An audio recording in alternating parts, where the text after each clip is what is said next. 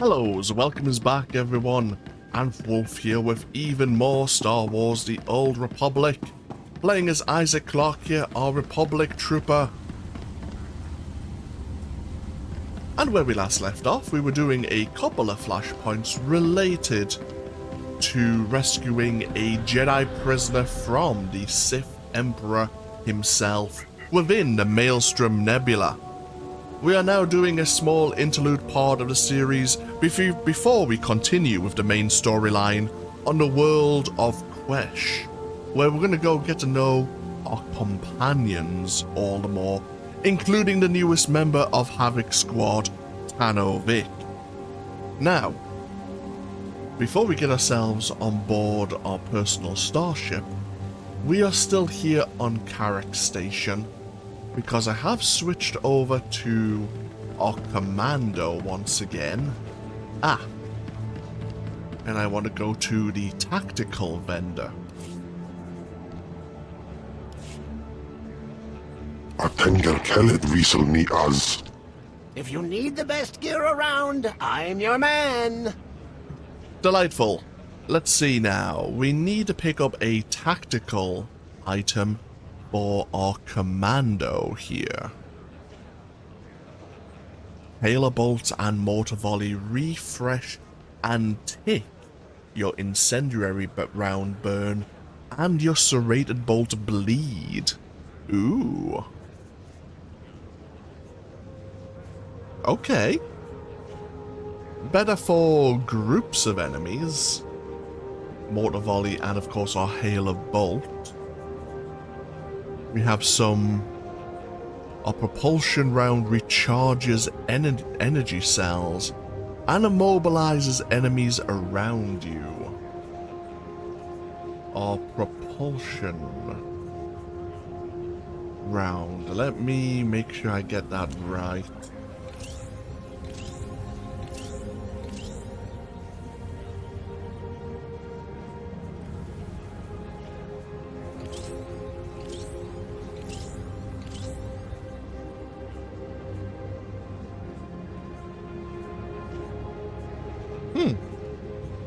Our propulsion round?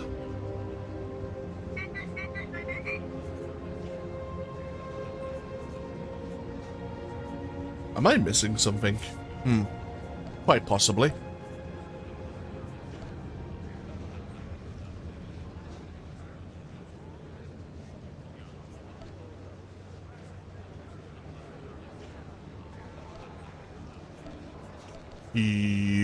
Yes.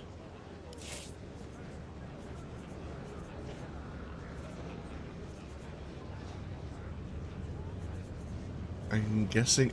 we didn't choose to use it. That would be why. We chose the Echoing Deterrence instead. Yeah, this is the skill... Yeah, it's the skill that propels you backwards. Gives you more energy, immobilizes enemies. Could be useful. Situational. This can boost our damage reduction. Concussion charge increases your movement speed by 3 seconds. Exploding your assault plastic early? Not so much.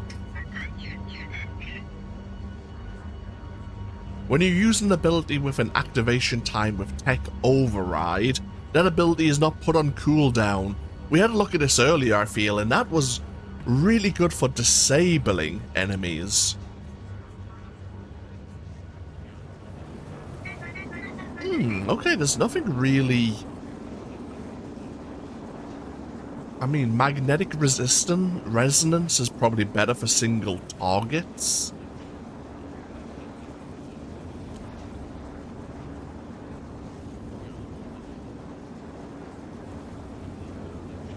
The durations of assault specialists, supercharged cell, and supercharged burn are doubled.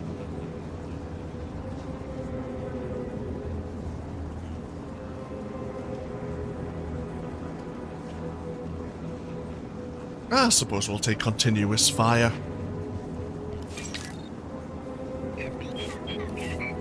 There's not an obvious pick like there was for when we were playing as our scoundrel, but no matter.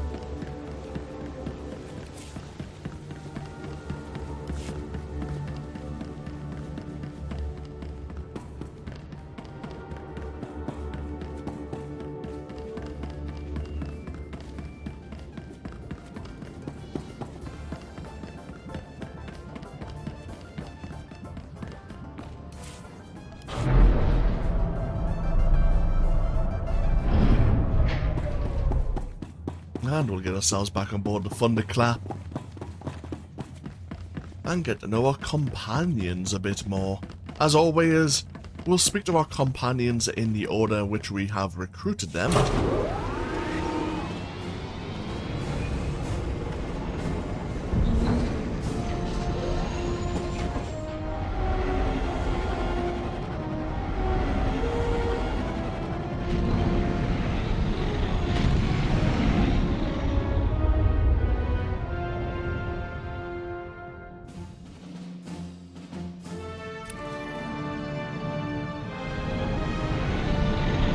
Every time I see you return from a mission, I thank the Maker I wasn't designed for combat.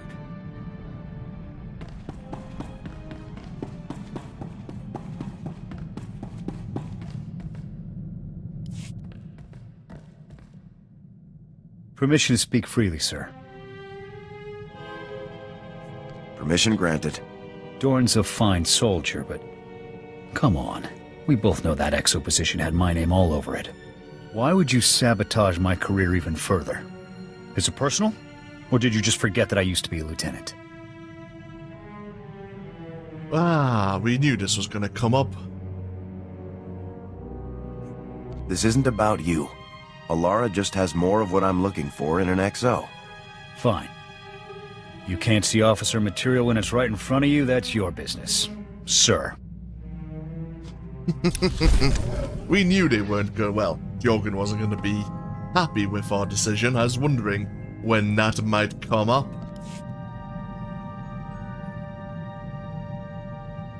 We should probably leave him alone. But we shouldn't let him stew. Well, the search is officially underway. I transmitted those coordinates we picked up to Balkar's contact in Sigint. Won't be long before we find out where the Deadeyes are. Well, look at that. That you, Gav? You know, you really ought to start encrypting your communications. Finding your frequency was child's play.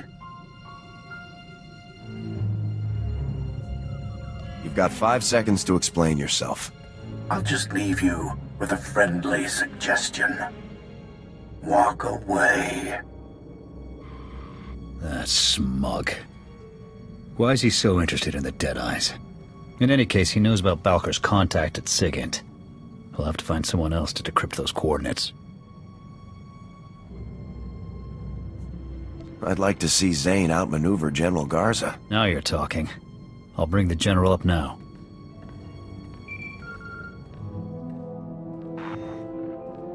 This is General Garza. What can I do for you, Havoc? We've got a problem, General.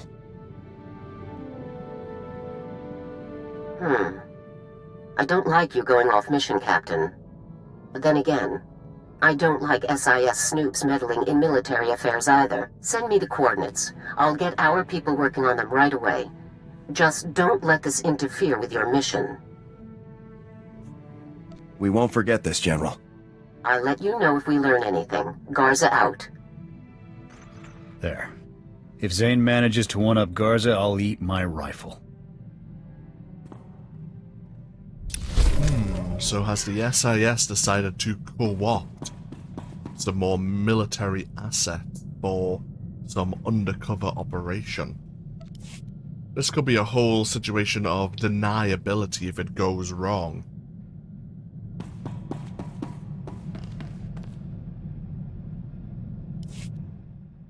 Sir, I'm sorry to bother you, but I've received a troubling message from Captain Kaylor, my supervisory officer from Personnel Division. He ordered me to contact him immediately. I hoped you could join me for the conversation. I'd be glad to. Thank you very much, sir. I'll raise him on the holo now. Captain Kaylor, this is Alara Dawn, personnel number 22795, reporting in per your request. Always the whole mess, every time. Anyway, yes, thank you for returning my call, Alara. It's about this whole situation with your brother. You did a great job, obviously, but people are starting to think you have more information than you're sharing. We got a lead, and Alara acted on it. End of story. Maybe, maybe not. Alara, if you have information you'd like to share, I think this would be a good time for you to come in. I appreciate the offer, but I have no further information of value to you. Suit yourself. I have work to do. Kaylor out. He's still demanding more. After everything I've done, what do I have to do to prove myself? You're a good soldier, Alara. You've got nothing to prove. Thank you, sir. But I think it's clear that some people don't feel the same way. Let's just get back to work. I'd rather focus on something else for a while. Very well, understandable.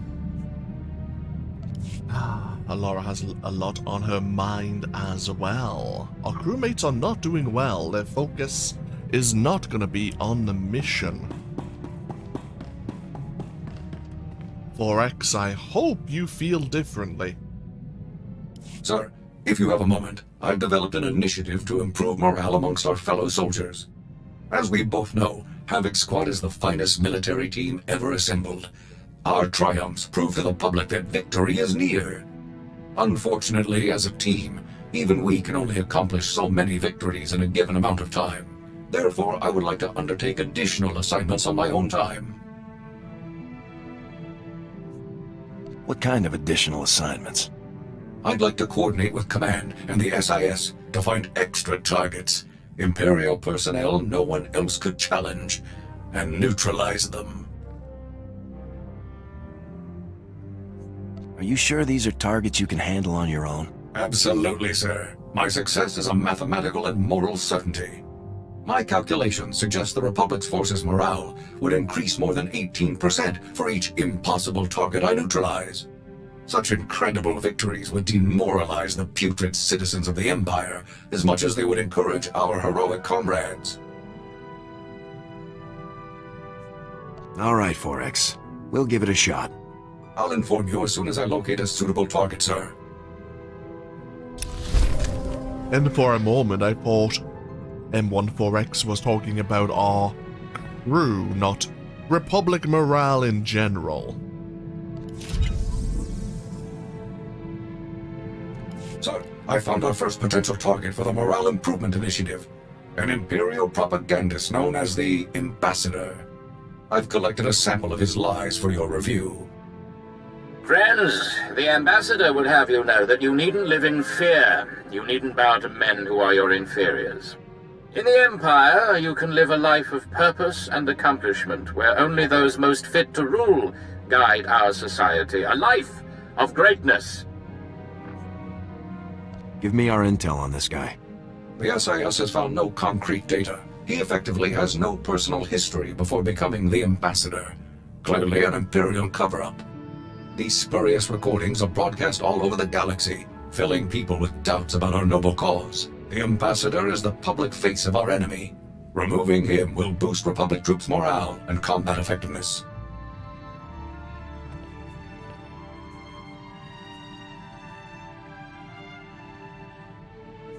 As soon as you locate the Ambassador, let me know.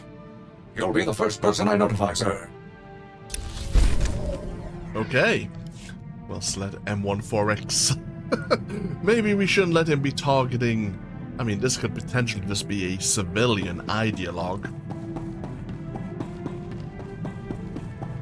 Let's just, not tell anyone about this, shall we?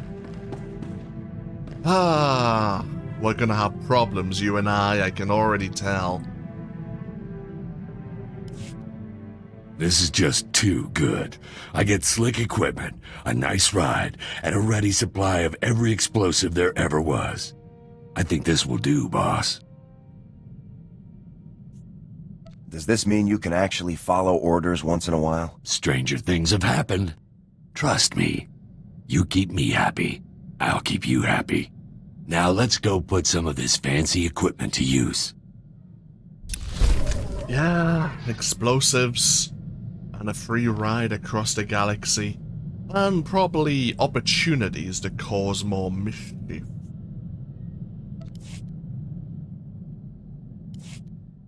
Alright, boss. Time to talk some business. Bunch of credits just came through from a weapons deal I had going on Balmora. Another weapons deal I had going back on Balmora. This is your cut. How many schemes do you have going, Vic? They're not schemes, they're opportunities. And not just for me. You're the new boss. You get a cut no matter what. Yeah, we were just talking about mischief. Ah, why am I not heavily surprised? Very well. Jorgen and Dawn have a lot more to say, but we'll talk to them in the very near future. Our time on Quesh is not going to take us overly long. It's not a very large world after all. But we'll take a break here. Thank you all for joining me once again with even more Star Wars: The Old Republic. As always, feel free to leave a comment if you so wish.